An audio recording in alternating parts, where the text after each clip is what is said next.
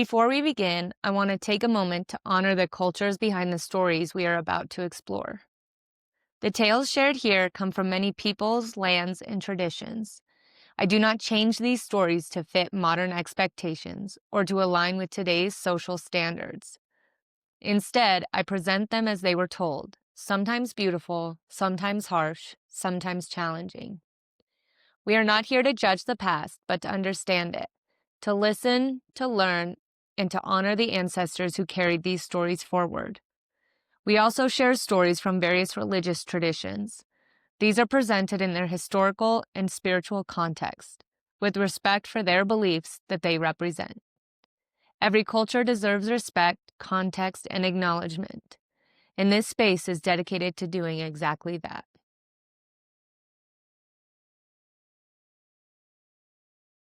Story 1, Akitu, the festival where the world begins again. In the fertile lands between the Tigris and Euphrates rivers, where some of the world's earliest cities rose from the earth, the arrival of spring marked far more than the beginning of a new season. For the people of ancient Mesopotamia, it signaled the renewal of the entire cosmos. This sacred celebration was known as Akitu, the New Year festival, whose origins stretch back to the Sumerians and later became one of the most important ceremonies of Babylon. Held when crops began emerging from the soil and life returned to the land. Akitu reflected a belief that order itself was never permanent. Just as fields had to be cultivated each year, the stability of society, nature, and the divine world required renewal. The new year was not simply something that happened. It was something that had to be consciously reaffirmed through ritual, participation, and remembrance. At the heart of Akitu was the story of Marduk, Babylonians' patron deity, and his victory over Tiamat, the great force of primordial chaos. During the festivals, priests publicly recited this creation story, reminding everyone that the world itself had emerged from disorder through divine action. The rituals emphasized that chaos was never completely gone. It remained a possibility that could return if balance was neglected. One of the most dramatic moments involved the king. Rather than being celebrated as all-powerful, he was brought before the statue of Marduk and symbolically humbled. Ancient accounts describe the king surrendering his royal insignia and acknowledging that his authority depended on divine order rather than personal power.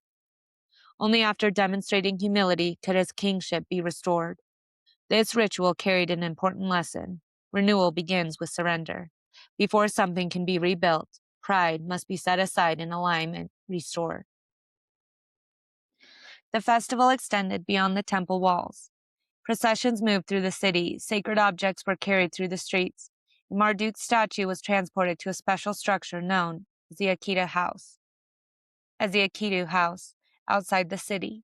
This journey symbolized leaving behind familiar order and entering a liminal space where transformation could occur. The temporary movement away from stability allowed for its renewal. When Marduk's statue returned, it signified that balance had been restored and the new year could begin. Life resumed, but with a renewed awareness of the forces that sustained it. The story of Akitu reminds us that beginnings are rarely effortless. True renewal often requires reflection, humility, and the willingness to release what no longer serves us.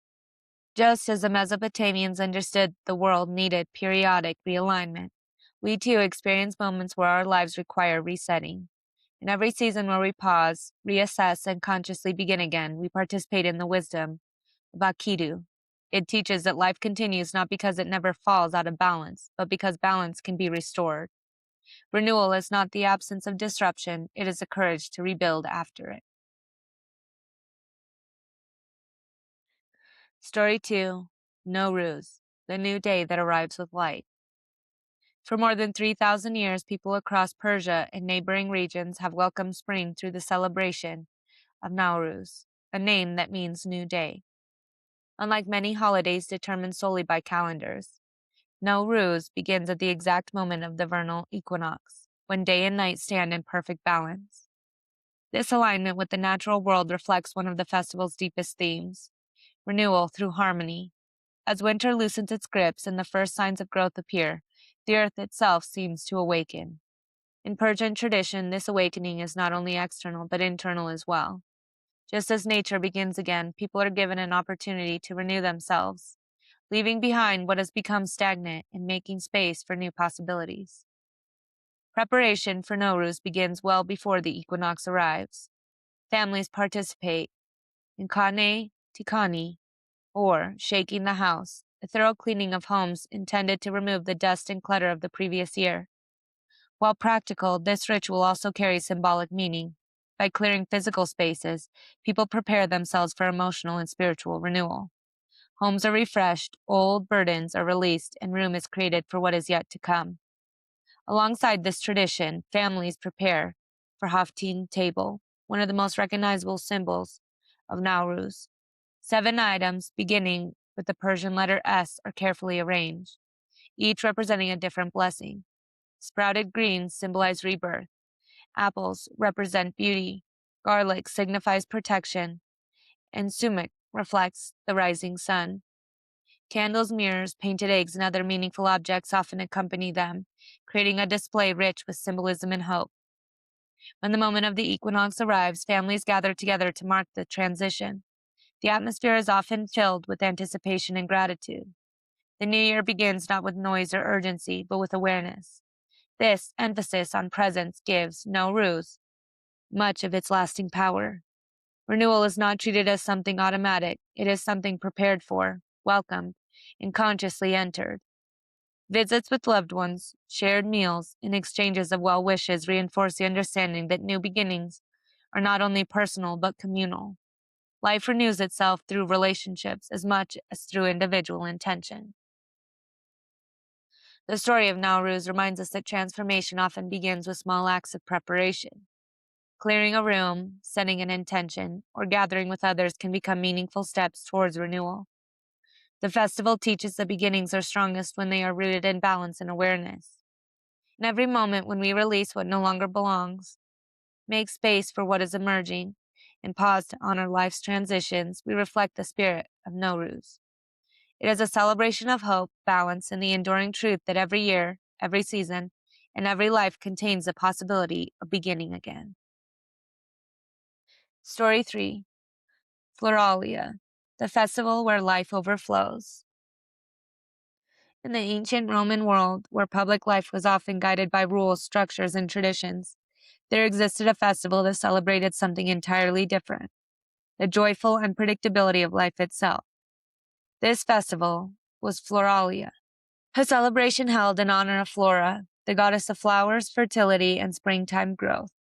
Taking place from late April into early May, Floralia marked the season when nature moved beyond quiet renewal and burst into full expression. Across fields, gardens, and hillsides, flowers bloomed in brilliant colors, trees filled with fresh leaves, and the world seemed alive with movement. The Romans recognized that spring was not simply a return to life, but an explosion of it. Floralia became a celebration of this overflowing energy, honoring the beauty, abundance, and vitality that emerge when life is allowed to flourish.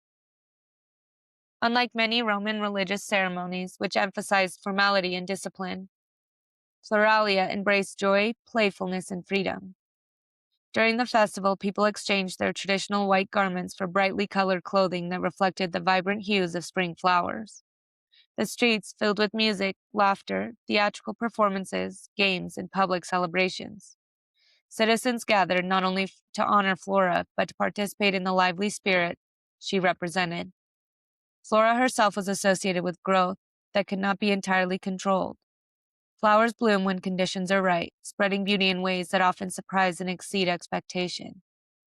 In celebrating Flora, the Romans acknowledged that some of life's greatest gifts arise not from strict planning, but from the natural energy of growth itself.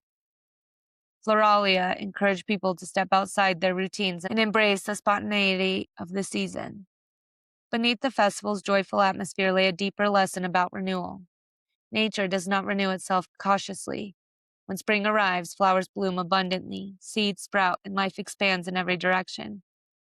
Floralia reflected this truth by creating a temporary space where the usual boundaries of society softened.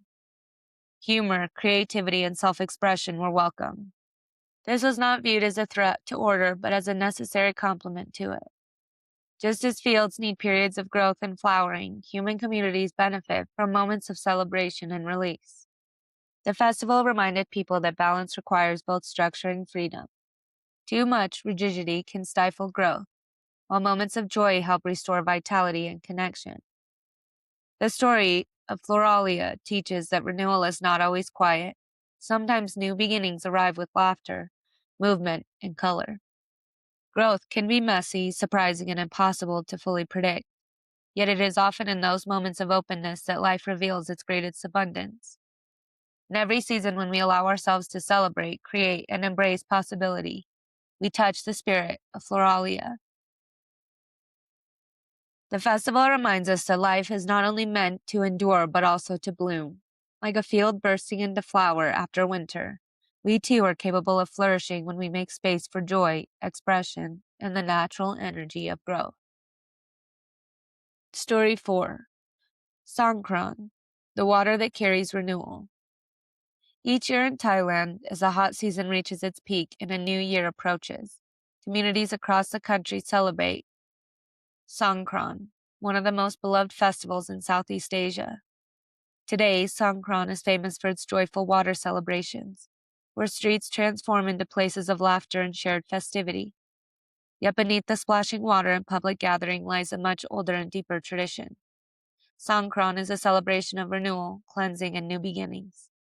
Rooted in Buddhist teachings and regional customs, it reflects a belief that before entering a new cycle of life, people should release what no longer serves them. Water becomes a symbol of this transformation, washing away misfortune, regret, and the burdens of the past year while preparing the way for what lies ahead. Traditionally, Songkran begins with acts of care and reverence. Homes are thoroughly cleaned, creating a fresh environment for the new year. Families visit temples to make offerings, listen to teachings, and participate in ceremonies that encourage reflection and gratitude. One of the most meaningful customs involves gently pouring scented water over Buddha images and over the hands of elders. This act symbolizes respect, blessing, and the transfer of goodwill between generations. The water flows slowly and intentionally, carrying wishes for health, happiness, and prosperity. These quieter rituals reveal the spiritual heart of Songkran. Renewal begins not with excitement alone, but with gratitude, humility, and connection to family and community. As the celebration continues, the spirit of renewal expands outward into public life. Streets fill with people carrying buckets, water guns, and containers of water, transforming entire neighborhoods into scenes of joyful participation. What appears to be playful fun carries symbolic meaning. The water represents the collective washing away of the past year. It reminds participants that everyone shares the opportunity to begin again. In these moments, social barriers often disappear. Strangers laugh together, communities gather, and people of all ages participate in a shared celebration of renewal. The contrast between the gentle temple rituals and the lively public festivals reflects an important truth. Renewal can be both reflective and joyful. It can occur in quiet moments of prayer and in exuberant moments of community connection. The story of Songkran teaches that letting go does not have to be solemn. Releasing the past can be accompanied by joy, laughter, and hope. Water moves freely, carrying away what is no longer needed and making room for what is new. In every moment when we release old burdens, forgive past mistakes, or allow ourselves a fresh start, we participate in the spirit of Songkran. The festival reminds us that life is constantly offering opportunities to begin again. Like water flowing over stone, renewal arrives not through force but through movement, cleansing, and openness to change. Through both reverence and celebration, Songkran teaches that every new beginning carries the possibility of transformation. Daily Thread for May 30th. Beginnings are not empty, they are carried forever. Release creates a space where life can enter. You do not need certainty to begin again. What is meant to grow will find its way. Not all renewal is quiet, some of it blooms wildly. Let yourself loosen what you've been holding. Balance, expression, and release all belong. A fresh start is already unfolding.